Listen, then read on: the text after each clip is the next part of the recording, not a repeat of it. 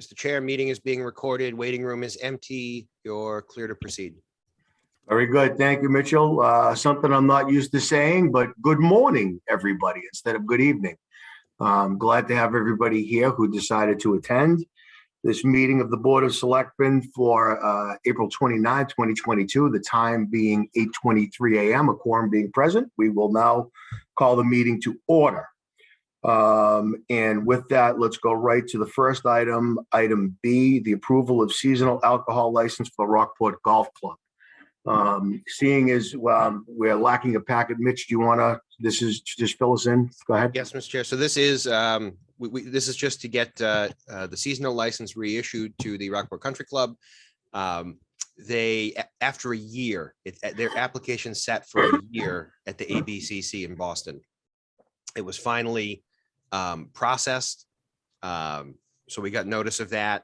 And then, of course, by the time it came back to us after a year, it had expired. And it's a seasonal license anyway, so it needs your renewal. And because of the timing of things, we were able to actually complete all the inspections already. So police, fire, health, and building have all gone out and completed theirs. I went out on Wednesday and completed mine. So subject to this board's approval, we will actually be prepared and we will actually issue the license this morning in addition to your award of it as well. So they're in good shape. We gave them a punch list of a few items to take care of before they start. And they've indicated they have an event this weekend, and they're hoping this would be the kickoff for them. Good. Very good. Thanks for the update. Go ahead. Mitch, so if approved today by the board, then the license becomes immediately effective? It does. Okay, thank you. Yep. Good. And no caveats. Everything is straightforward. It's all done, correct? Yep, they know what they need to take care of. I have to go back and do one follow-up inspection next week. They've ordered a storage cage for the extra alcohol that isn't into the locked coolers. They will not be using that. They're aware that they can only order this weekend what will fit into the locked cooler and the locked refrigerator. So once they get the cage in, I'll go back and do that inspection next week. Okay, good. Sounds pretty good. Questions, comments, concerns from the board? No, I'm happy that it finally worked out for them. I know it's really important, but I know it's been a long road. Did they not have a license before? No, they've never had a license before. Is that interesting? It was always BYOB, and we did talk about that. That's no longer allowed. And we talked through their plan to make sure that the membership does not show up with coolers anymore, and how they're going to handle that. Basically, financially, Herm, they couldn't sustain like much longer without selling it with just doing BYOB anymore. So I understand. Okay. Yeah. Does that include the golf course? Like, can golfers bring out a little cooler of beer or something? They cannot bring their own cooler beer. They can they can purchase at the stand and bring it with them, but only 2 drinks per person. So you can't buy for the group and bring it out with you. Okay. All right, good. All right. Anything else from the board? All right, let's go. Let's have a motion. Okay, Mr. Chair, proper motion would be for the board to move to approve the alcohol license, seasonal alcohol license for Rockport Golf Club, Inc. So moved. Second. Motion's made and seconded. Thank you. Further discussion? Hearing none. Roll call vote. Selectman Brackett. Abstain. Selectwoman Wilkinson. Aye. Selectman Murphy. Aye. Selectman Lilia. Aye. Selectman Campbell votes aye. Motion carries 4-0 with 1 abstention. Okay, great. Let's go to the issue of a special town meeting warrant. Mitch, take it away again. Mr. Chair, so we have the warrant completed, and I think Debbie felt the pain of Jason and the MAPC yesterday with the formatting and the headache that goes along with the formatting. So I'm going to share the screen.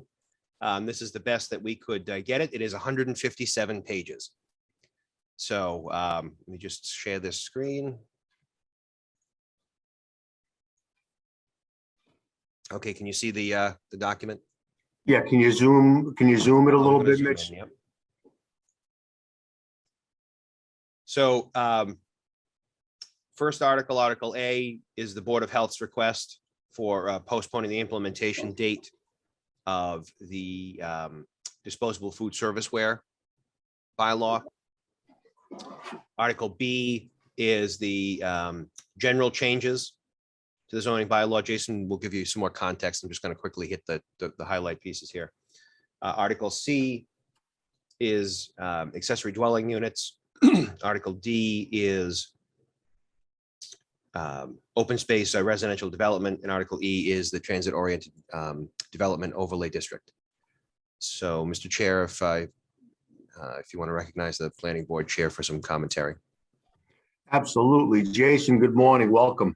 Morning, Don. How are you? I'm well, thank you. Go ahead. Why don't you give us your interpretation of everything here?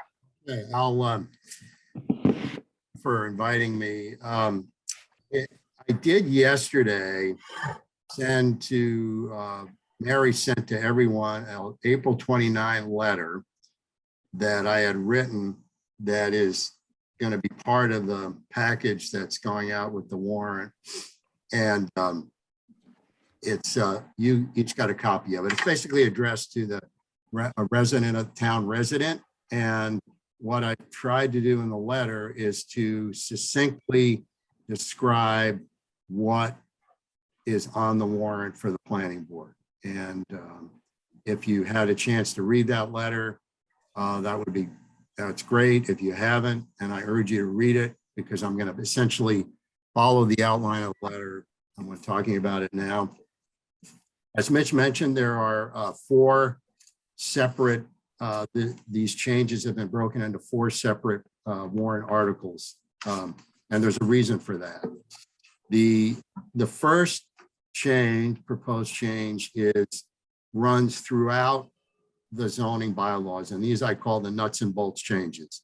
You have to remember that we've been working with MAPC on these changes, all the changes, the new stuff, the old stuff, for, probably close to a year, if not more. And, the town hired them, and I think we've certainly got our money's worth. They've been very, very helpful and spent a lot of time with us. So the first article involved here is what, as I mentioned, is a nuts and bolts changes.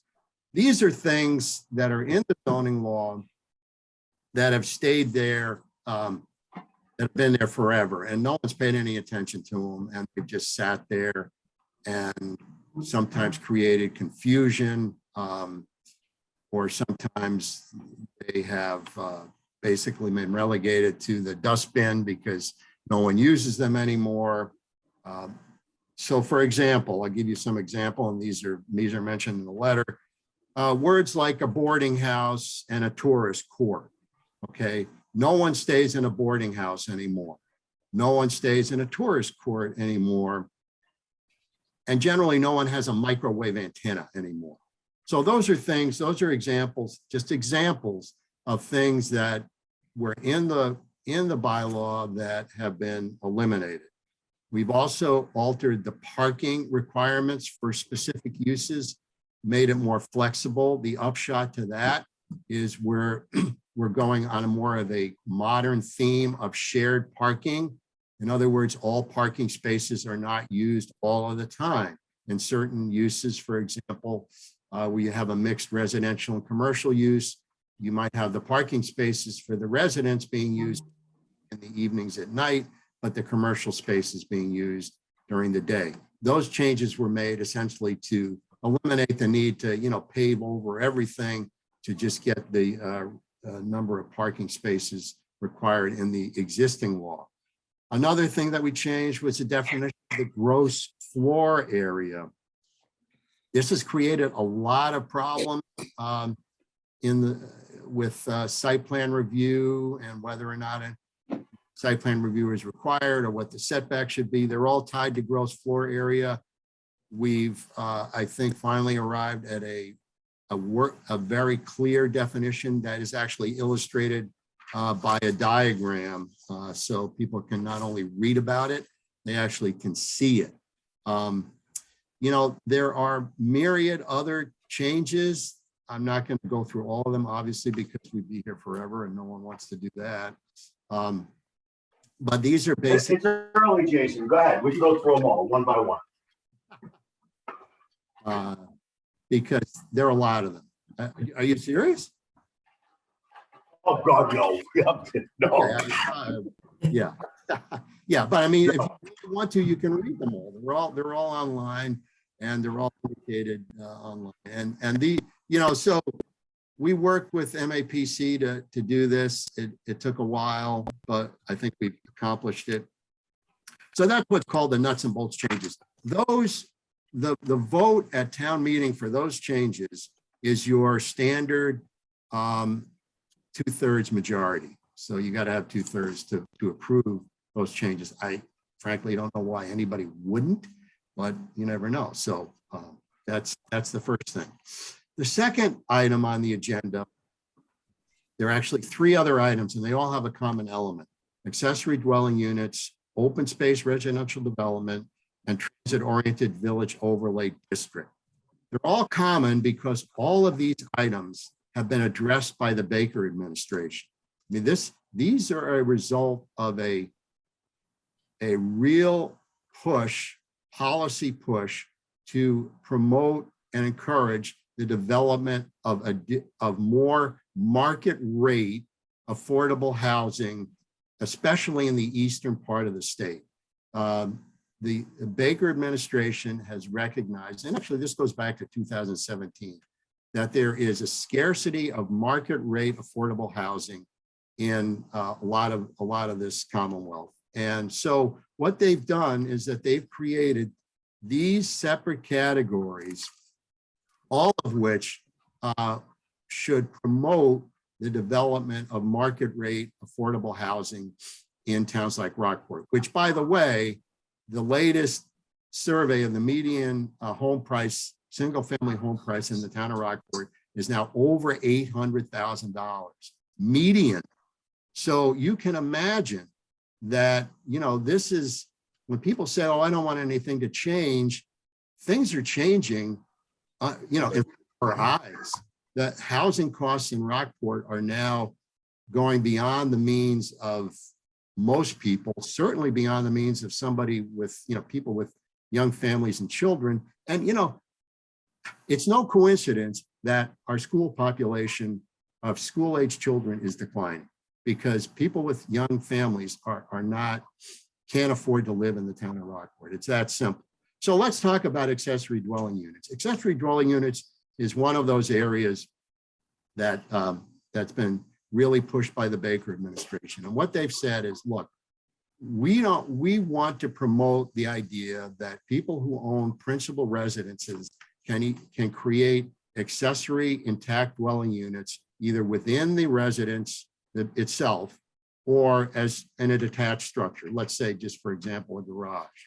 And so they made the approval of this provision simple majority vote. So that tells you they want it. They want to encourage it. They want to encourage the towns do it. And basically what we've done is, following the lead of the Baker administration, is we've made accessory dwelling units a use that would be as of right in all the districts with the exception of one, and that would be the RAA district, which is the most strict with the 2-acre minimum zoning. We made it as of right.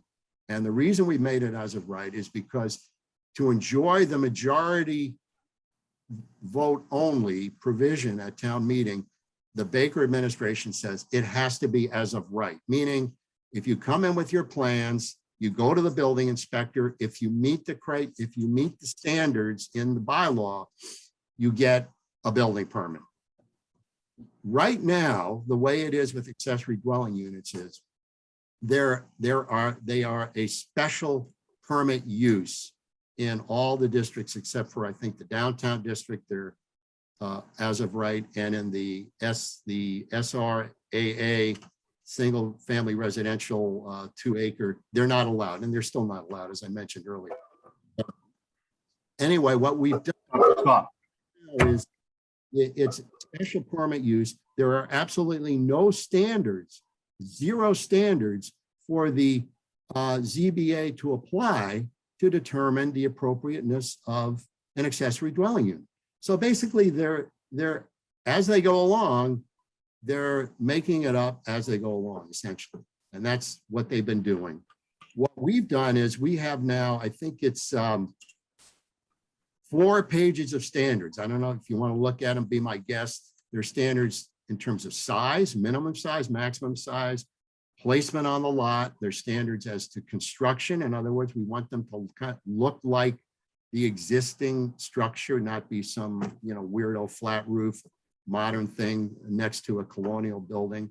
And the other thing, and this is really important and something we worked on quite a ways, and the public had a lot of input on this, is we don't want accessory dwelling units to be used for, vacation rental by owner or Airbnb. I mean, you could see how that would happen. That's what's happening now. There's no, right now, anybody can use an accessory dwelling unit for anything. And we're saying, look, the trade-off here is you want an accessory dwelling unit as of right, not going to be using it for Airbnb. You're going to sign a document. It's going to be filed with the county clerk's office stating that that's the case. So we're very, very serious about that. And that's, I think, one of the hallmark provisions of this ADU law is that no Airbnb. That would defeat the entire purpose. The idea here is to get a space for people to live in, and that's what we're trying to do. So does anybody have any questions up to this point? I can just keep on going. I have one question, Jason, and I know I heard this at one of your other meetings. I'm just blanking. Is this for is the no Airbnb rule going forward, or will that exist?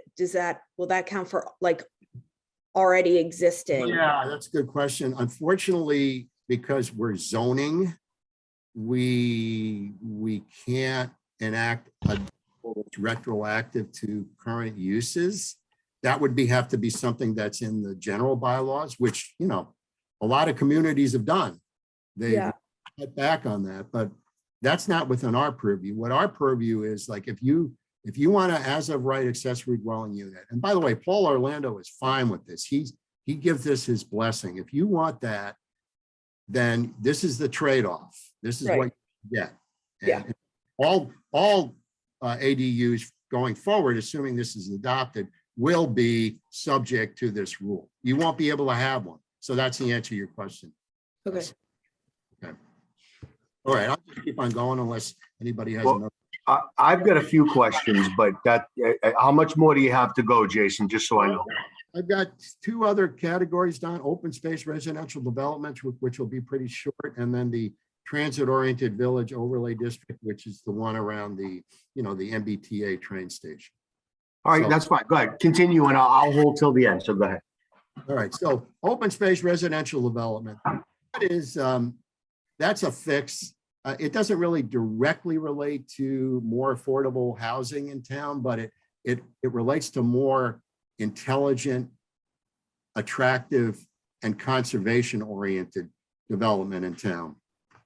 Right now, the town, we have an open space residential development law. It is a, if you want to read it, if you have insomnia, please read it. It's a nightmare. It makes any developer who comes into town and wants to do a subdivision and looks at the open space residential development law now and looks at just plain old conventional subdivision with the cul-de-sacs and cookie cutter lots and lawns and all that. They look at those 2 and they say, okay, what am I going to do here? There's no question in my mind that which way they're going to go is I'm going to go conventional subdivision, because it's almost like the developer is punished now for wanting to do an open space residential development. So what we've done is we've kind of turned that on its head. We want to promote development this is really subdivisions where we cluster the housing, where we have open space, where there are common areas for the owners of the property to be used, there are conservation easements. We want to promote all that. So what we've done is we've said, and this is, again, all this is with MAPC's assistance. We're not doing this on our own. We've said, if you want to, right now, if you want to do an open space residential development, you got to go for a special permit for the planning board. What we've done is, no, open space residential development is what you get as of right. In other words, that's the thing that you can get without having to get a special permit. Where you need a special permit under the proposed law is to get a conventional subdivision. So in other words, we've turned things around. It used to be conventional subdivision you could do as of right, open space residential development, you had to get a special permit. Now we've made it the other way around, and hopefully it'll make it far more attractive to anybody who comes in here to want to do an open space residential development. So that's really that's all I really have to say about that. The last category of, and by the way, that's a simple majority also vote. The last simple majority vote is the transit-oriented village overlay district. This is one that's gotten a lot of publicity, more than any of the others. If you've been reading the paper, you know, a lot of towns have really pushed back on this because of the scope that the Baker administration has wanted this thing to be. And including, when I say a lot of towns, I'm including Rockport, because we've written a letter to the Baker administration saying, hey, you know, this will not work for we cannot use 50 acres for multifamily housing in the town of Rockport. What it is, basically, it wants any community that has a train station or a bus station, but mainly a train station, to have multifamily housing. And how that's defined is at least 3 residential dwelling units in one building. Multifamily housing in the area of the train station. And the reason for that is, number one, to have more market rate, or what they call it. I think that our consultant said it was naturally occurring affordable housing in the area of the train station, so people can live near where the train is, can take the train to and from work, don't have to use their cars. That's what it's to promote. And the second thing is, it's, you know, to promote, obviously, multifamily housing in kind of a bigger way than, you know, little here, a little there. So what we've proposed to try to comply with at least the spirit of what the Commonwealth wants is that we've proposed just over 12 acres of a zone around the MBTA station, which will be what they call an overlay zone around the train station, an overlay TOVOD zone. Overlay is a very important word because we're not changing the zoning around the train station. This is often a misconception people have. The zoning will stay the same, which, by the way, the train station around there with Smiths and all those commercial spaces, all the zoning is residential, which is crazy, but that's the way it's been for decades. Even though, you know, there are very, very few residences in that area, it's residential. We're not changing that.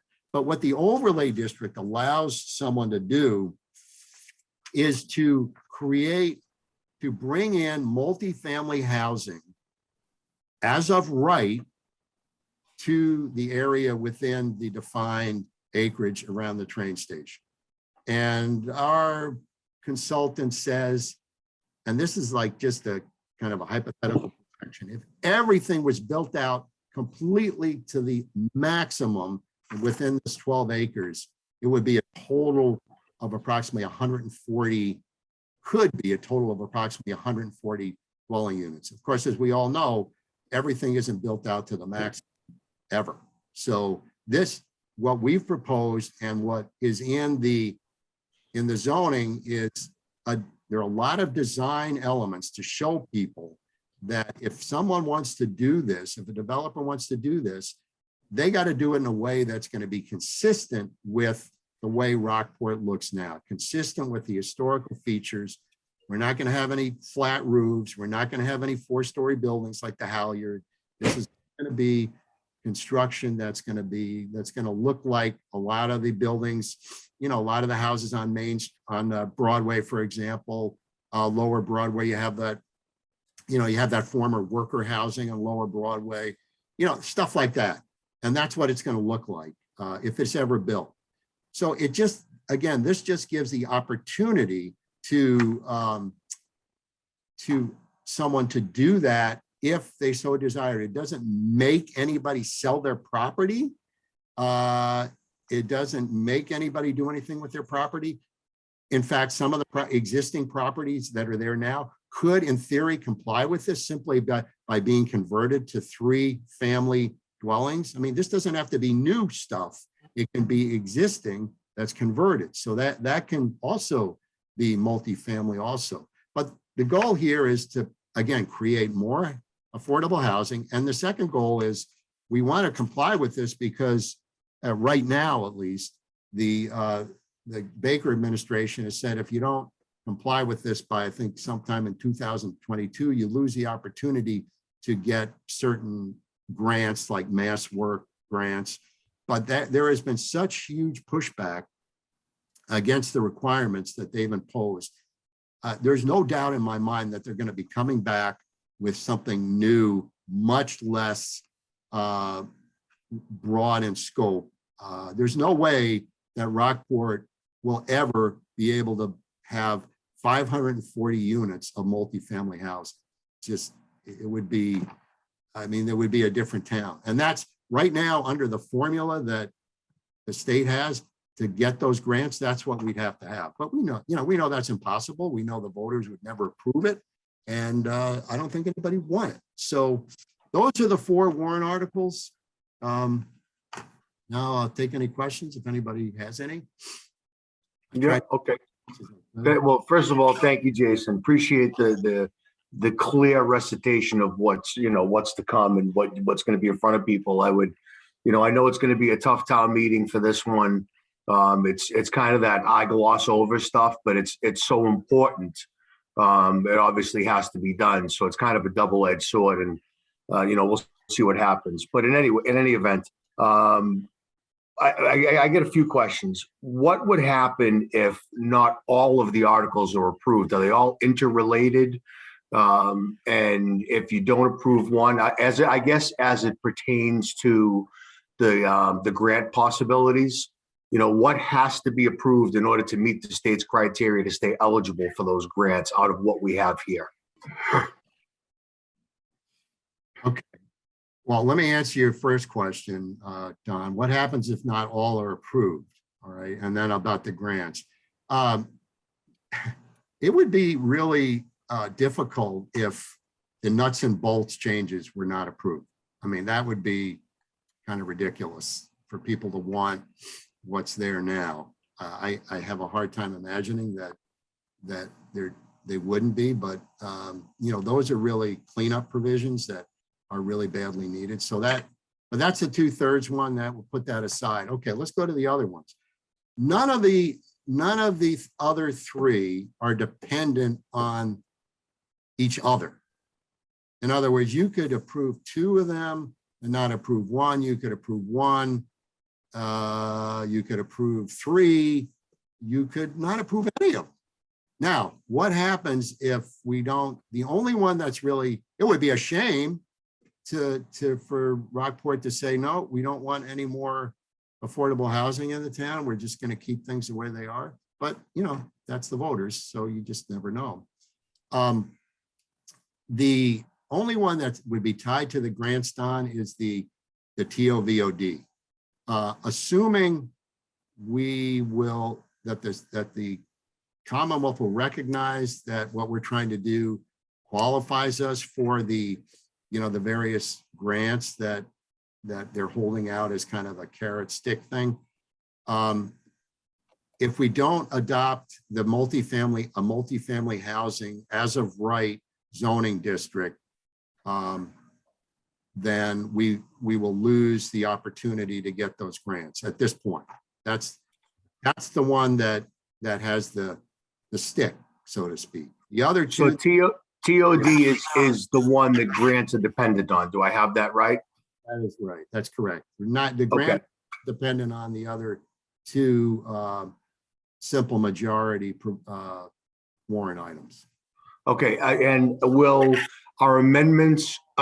can amendments be made on the floor? And if so, how does that affect the overall plan? Because if somebody does make an amendment and it goes, how does the language have to be exactly the way it is?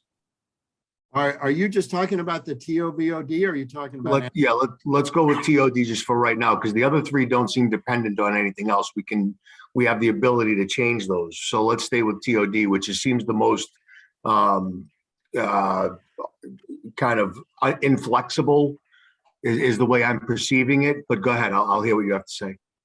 Yeah, I think the only amendments that would jeopardize the TOVOD would be to amend it to eliminate the as of right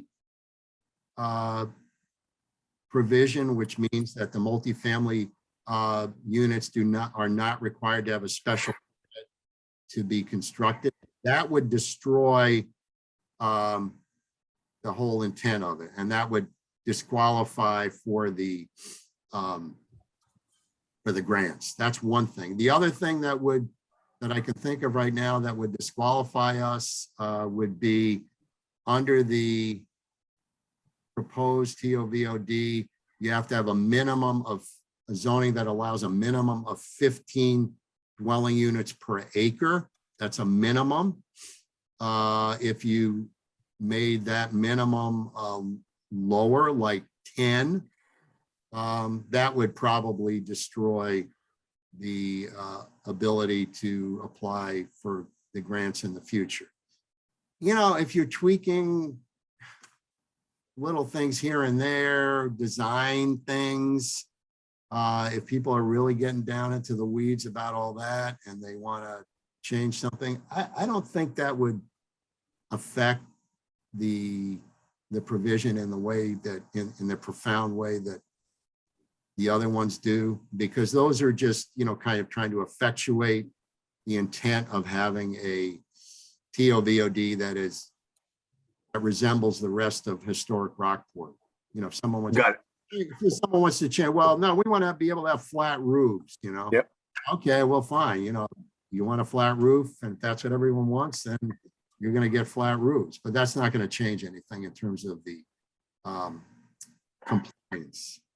All right, so so that answers that. I've got a couple more if that's okay. So obviously this is going to have the largest impact on Jay Smith. Have you had conversations with him as far as? I'm sorry, Mr. Chair, we cannot do hypotheticals about specific people. Sorry, my apologies. Sorry, I'm just curious because there's obviously tailored to one. So if they are approved, can they be modified after the fact? And I know you've somewhat answered that. But if they all are approved, because we talked about it in the context of amendments, but now once it's passed, can you tweak it to kind of fit Rockport if what you're finding isn't really in the spirit after the fact? There's a lot of things. I mean, you guys are very smart and you know your stuff, but there's things that you can't know going forward about how certain things may affect things. So do you have any flexibility to change things and remain within the spirit of what this is intended for and not lose anything? Well, yeah, if we changed anything, Don, if we change anything in the bylaw, it would have to go through the whole process of, you know, going to the next town meeting and changing, which could happen. Yeah, we couldn't change the bylaw. Anything that's voted on at the town meeting would have to stay there until if it's going to be changed, it would have to be done at the next town meeting. I believe there contemplates some rules and regulations, if this is adopted, that are to be enacted by the planning board. Those are things the planning board can adopt rules and regulations without going to town meeting. They can do it after a public hearing, and you know that can be done pretty readily. But anything in the bylaw needs to be, you know, is going to have to go back to town meeting. And you know what? That's something we try to impress on people. This is not like the end of the world here. I mean, you know, if something needs to be tweaked in a year because, well, that's not working the way we want it to or whatever, we can always tweak it. you know, it's not like this is all this stuff is cast in stone. And our consultant has been very emphatic about that, this is a living, he describes it as a living document. This is something that, you know, is there now, but it always, you know, we can always tweak it later. And especially here, you know, we've done probably more changes in one sitting than has ever happened before in the town, you know, in terms of. Yeah, no, I get that. I guess the spirit of my question is, you know, if they're changed, will that affect any grant possibilities going forward? Well, yeah, if they're changed in a way that affects the purpose of the thing, yeah, it could, sure. Okay, all right, good. And I'll give you my last question, which is with respect to Airbnbs. Sure, people sign off on this, but what if they sign off and then they say, yeah, I'll take my chances, and they do this? How do you enforce something like that? Well, there's in the bylaw, and we actually went through this pretty closely. There's an enforcement mechanism that can be brought by the building inspector if it's being abused as an Airbnb. And I think it's pretty, you know, I think it's pretty good. As an attorney, you always worry about, well, that sounds good, but how do you enforce it? Because that's always an issue. But we developed a pretty good enforcement mechanism. The main thing is too, is that one of the things, and this was brought up at our public hearing quite a bit, is that there is a minimum 6-month lease that has to be shown. In other words, if someone rents one of these ADUs, they've got to be in there for a minimum of 6 months. So that kind of defeats the Airbnb purpose. We originally had it at 30 days, but people raised a good point. They said, well, you know, that's a season. That's a month in August. So that's not going to happen. And so we, based on the public input, and we had great input from the public, that we lengthened that to a 6-month period. So yeah, we were very mindful of, all right, someone violates it, how are we going to enforce it? And so we took care of that, I believe. Good. Thanks, Jason. I appreciate the answers on that. Yes, I will open it up now. Herm, please. Yeah, one basic question, Jason. As we go forward, all zoning changes will be by majority vote. Is that correct? I mean, like all zoning changes in any. All changes to the regulations will be by majority vote. Well, the only ones that are majority vote are the 3 that I mentioned. I don't think from going forward, all zoning changes will be. You don't think so? I have this feeling that the intent is to make zoning changes a majority vote as we go forward. Well, if that's the case, then the state's going to have to adopt some new legislation, because they haven't said that.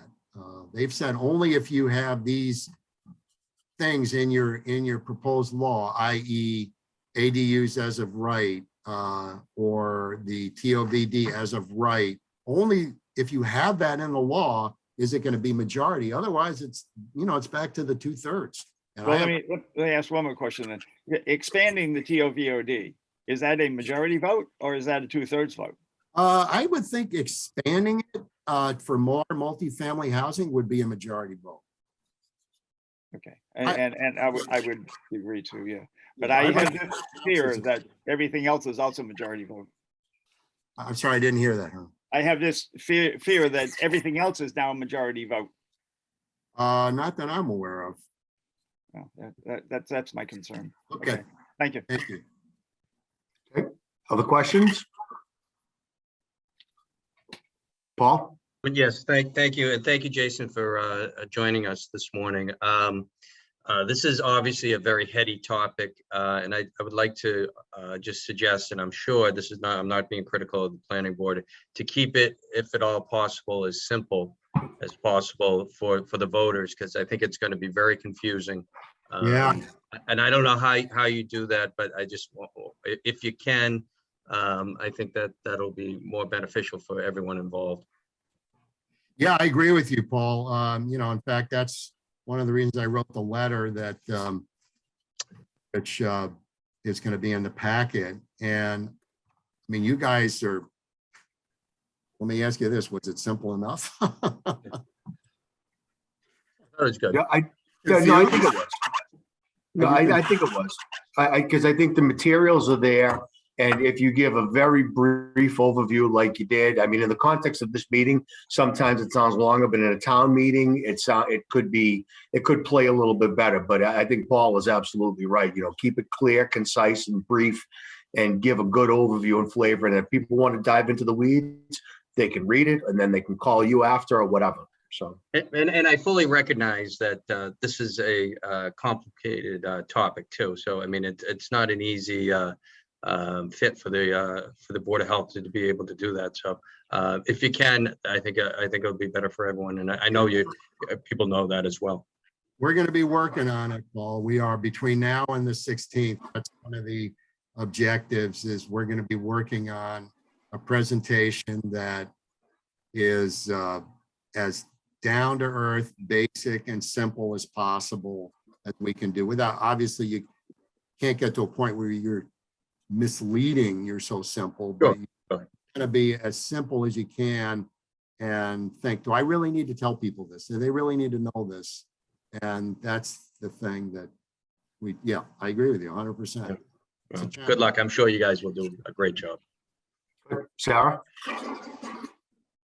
You're muted, Sarah. All Go right. ahead. So Jason, I thought the letter was great, really helpful. good. I would just encourage people to read the letter ahead of time, maybe like do some social media to get people to read the letter ahead of time. And then just because I've observed a lot of town meeting, I think it's great that it's broken up into 4 different pieces. I would honestly do like one slide with just a few bullet points. And then everyone can have the materials on their lap, because I think you lose people when like the screen is full. Does that make sense? That makes 100% sense. And that's exactly what we've been talking about is, you know, people can get really lost in their own PowerPoint. You know, they can just go on and they put up like, you know, full screen of sentences and everyone just shuts off, you know, they just. Yeah, I think you literally have like, you know, from my kind of observing of the crowd, I think you have between 3, maybe 4 minutes on each, like on a point, but like with one slide that you aren't reading the whole slide before you start to before the knitting goes crazy and before people start to leave. And I think this is important enough that with it broken into 4 pieces, you know, you just do number 1, you know, I think you can like succinctly do it, because the way you explain it makes a lot of sense. And I think you do a great job of not getting into too much detail. And you just have to kind of like stay consistent with that, because, you know, 1 or 2 questions can kind of get you bogged down. So just try to not get sucked into that. Yeah, I thank you for that's really good advice. And what I'm hoping to do is take the points made in the letter and even distill them more, like you said, Sarah. Yeah. More basic points. So you're right, 3 or 4 points per thing max, correct. Yeah, and I would try to get the letter published. Maybe you can get the letter, even if you have to cut it down a bit, into the paper before the meeting as a letter to the editor. Yeah, that's certainly something we're working on, and modifying it a little and getting it published. And yeah. Yep. Great. Thank you. Ross? Hey, John. Jason, you said the accessory dwellings were not retroactive. No, because we can't, in a zoning bylaw, adopt a provision that's kind of general, that has general application to existing use. The town could do that. I mean, Well, I'll be against it, only because after the past years, some people might be relying on that currently right now, and I think that'd be kind of tough to take it away from them at this point. So I was just Yeah, making sure. yeah. Yeah, there is no retroactivity to zoning bylaws. Yeah, I agree with Ross, and some, I actually know young families who have, families who have said the only reason we've been able to stay in our home is to Airbnb, or, you know what I mean? So that's a catch-22. So I'm glad it's not retroactive either, and it's kind of a moving forward initiative. Yeah, to just capitalize on that, I tried to find out how many, through tax receipts, how many Airbnbs there actually are in the town, because that's kind of an unknown. And I was unable to do that, just to get an idea of what's out there. We could not get that information. I thought that would have been very useful. I know there are quite a few Airbnbs. Yeah. And this doesn't apply, obviously. Anybody who has a house, you got a house, you can do an Airbnb. You can rent the whole house out. This is never going to change that. If you got, some rooms in a house, you can rent those out, because those aren't accessory dwelling units. That will just continue,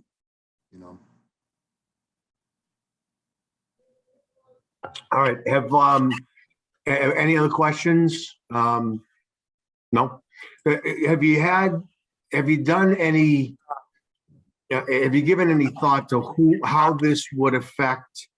I got to be honest with you, Jason.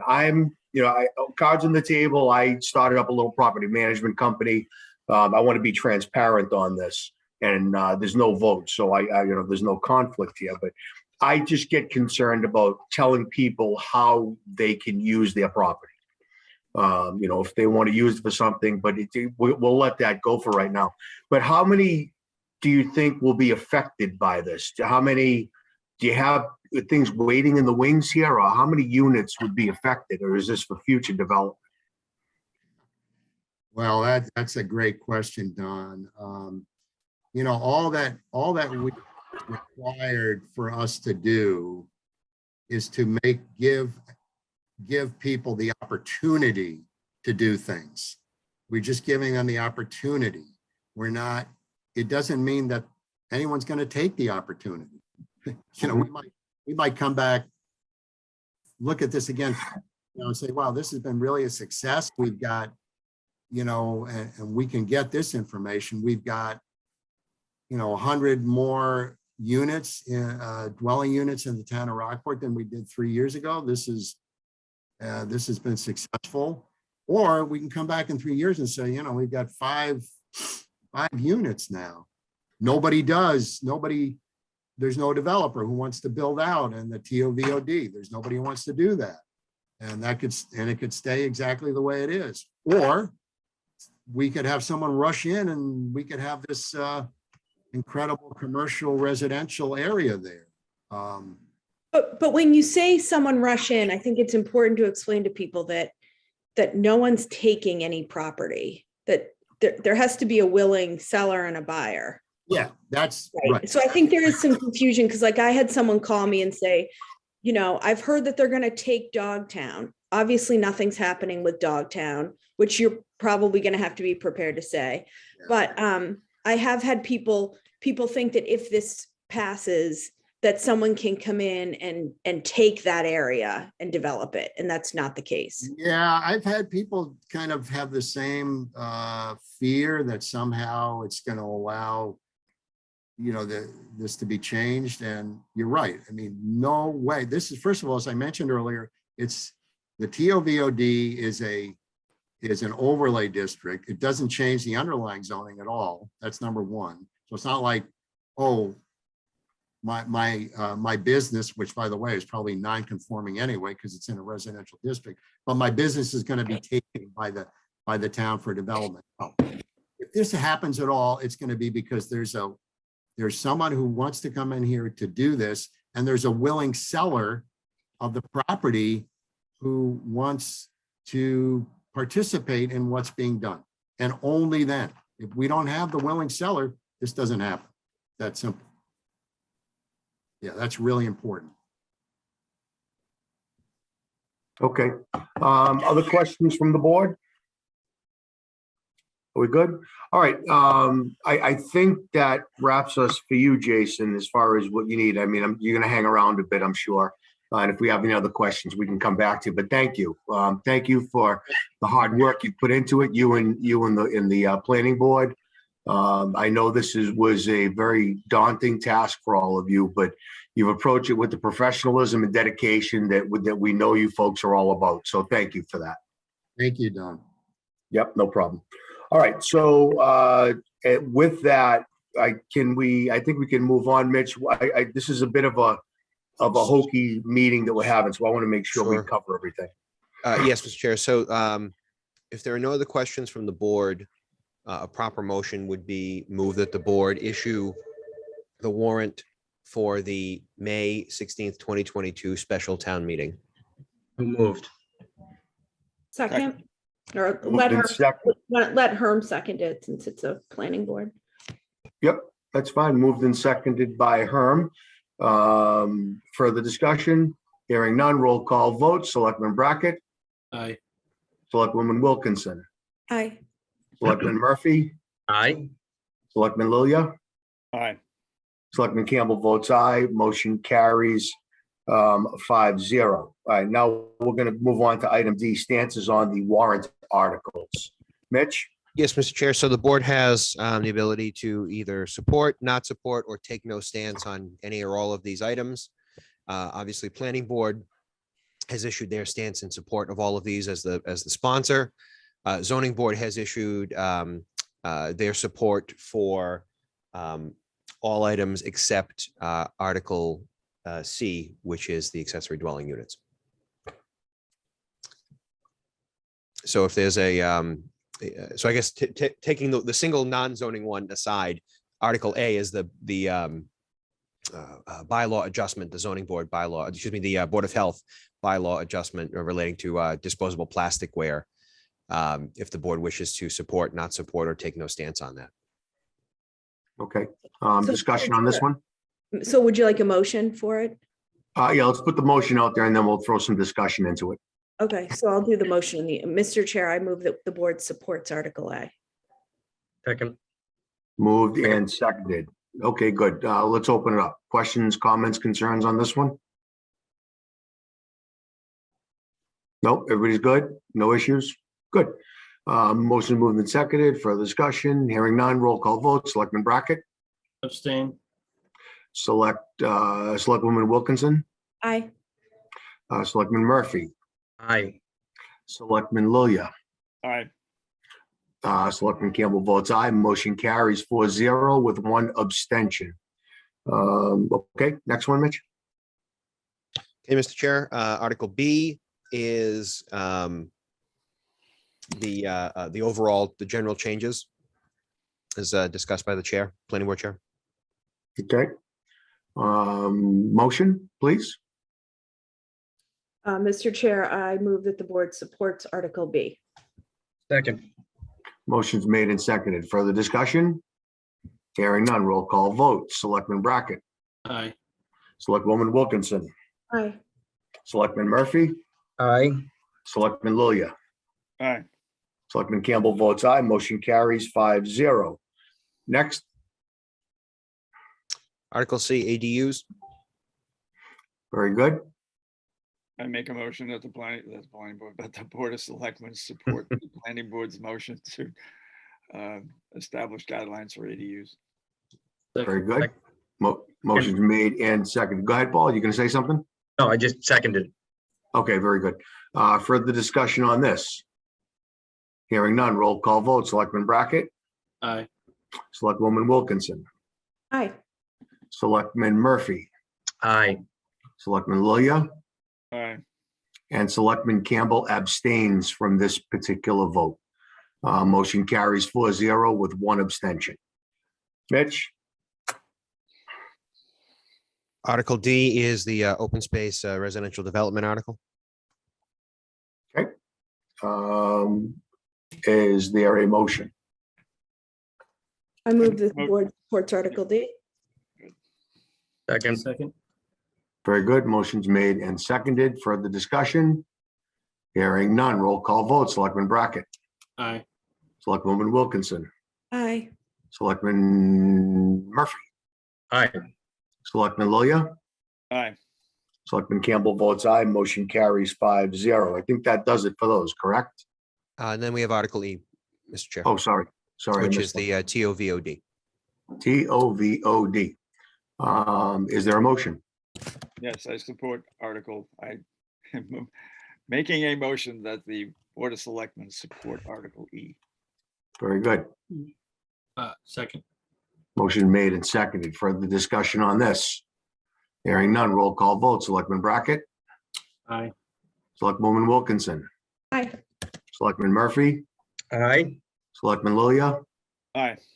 Selectman Campbell votes aye, motion carries 5-0. And I think that wraps us, correct? Yes, Mr. Chair, that does. So what I do need this morning, so that we can get the warrant posted today, I do need the board to come down and sign this morning.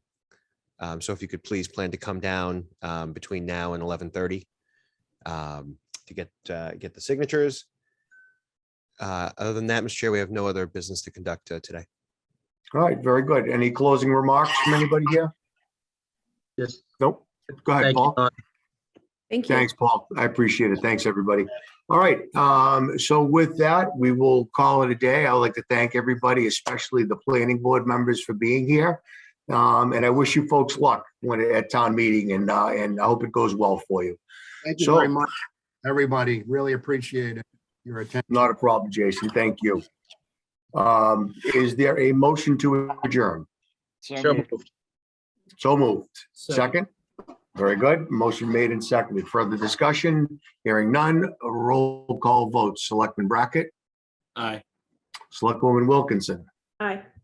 Selectman Murphy, Aye. Selectman Lilia, Aye.